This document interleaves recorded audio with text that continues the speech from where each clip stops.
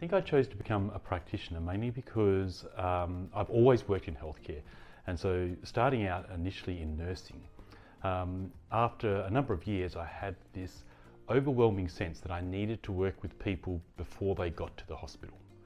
And so I decided to retrain and then went into practice in naturopathy, and I still did cardiovascular care at that time. And part of cardiovascular care is really about getting people's diet and lifestyle right. And I thought, well, maybe I start before they get the cardiovascular disease. And then that, of course, has led into me having a great interest in the area of health optimization and working with people who are not trying to recover from illness and disease, but are just trying to optimize their health and hopefully prevent those things from happening. Performance optimization is probably one of the ones that I have the most interest in. I have a very keen interest in exercise science and exercise physiology, and so I think performance optimization, particularly sports performance optimization, really intrigues me. And I love working with people that have that sports optimization mindset. They're an intriguing person to work with, the way they think and how they respond to learning about how their body can work better and how they can get more out of it. Health optimization, I think, is, I always talk about chipping away at the last 20%. And so if a person is doing all the good things in their life to be well, they eat well, they exercise, they manage their stress, they make sure they get plenty of sleep, and they're socially connected and all of those things, I always think that gets you to the 80% mark. You're a good, healthy human being. And I think optimization is, we need to push the envelope. The body's not going to naturally go to optimization.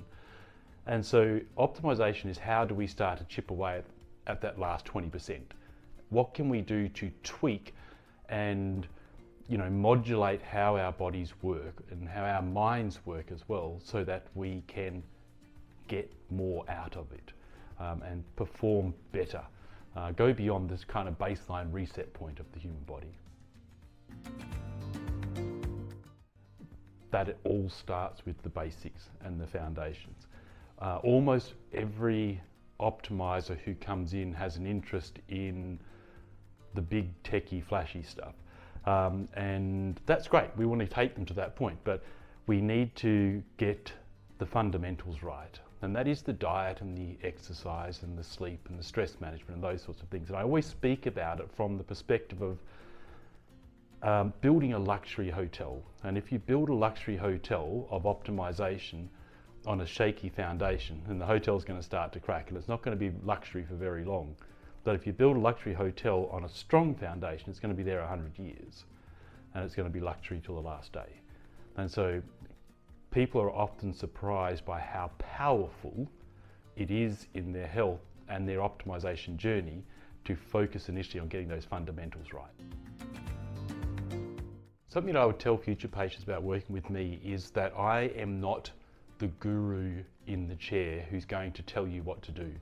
I'm there to educate and to inform and to guide you, but this is your journey. And health optimization to me is going to be very different to what health optimization is to you, and this is your journey. I'm just the person who's going to guide you along the way. There's several actually, and almost everybody that I work with has some, something about them that I just go, oh wow, that was really cool. But I remember two cases, similar presentations, etc. One had never run a marathon before, but whose mother had run 10 marathons, and he and his brother decided that they wanted to run a marathon. I suppose, just to live in to follow after their mother in her footsteps, so to speak. And it was great to see this person who cleaned up his life and then came in to see us in order to get to that point. And it was a bit more of a struggle than I think he expected it to be, but he overcame every hurdle along the way to get to that marathon, which I think is really great. And another one was another keen runner, and he's in the process of traveling around the world to run in all of the big marathons around the world. So he's done Melbourne, he's done Sydney, he's done the New York Marathon now, he's priming himself for the London Marathon, and he just wants to keep going until he's ticked the box of all the marathons in the world, and I think that's a pretty inspirational story. I'm excited about all of these things, to be honest with you, but probably the one that I find we can get the biggest bang for our buck out of is using things like continuous glucose monitors and linking that up to a person's wearable device so we can track their sleep, their exercise, their diet, their blood glucose. And now we're not just managing glucose, we're managing metabolic health over the holistic approach with that person. And I think that's really exciting that we have that ability to, in real time, 24 hours a day, be able to track a whole bunch of biomarkers. We don't have to just do a test and send it off and wait a few weeks for it to come back. We can get that data right here, right now, and we can start to respond to those things in real time, specific to that person.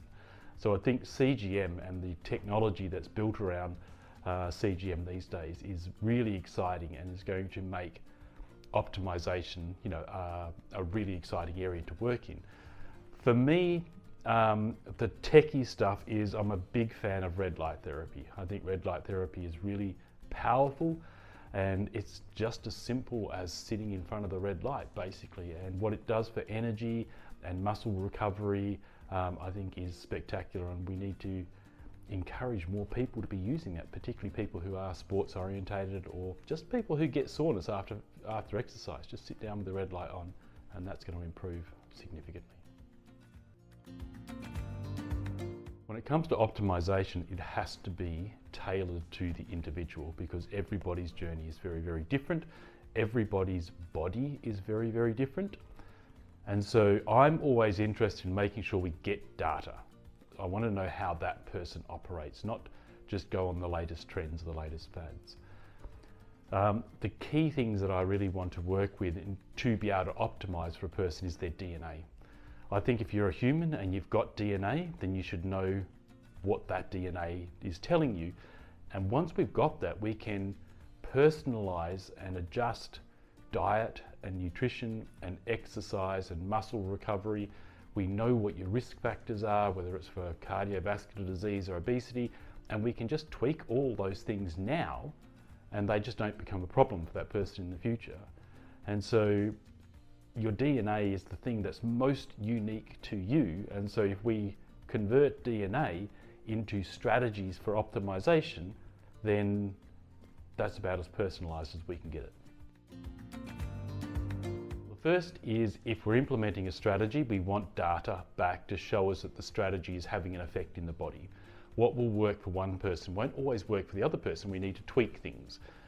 And so that's from a strategy point of view, but more holistically, we measure success by, has the person, the optimizer who's on their journey, achieved their goal?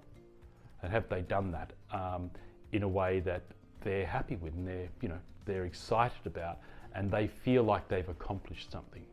And so there's both the objective data, but there's also that subjective sense of achievement, and all of that has to come from the person themselves.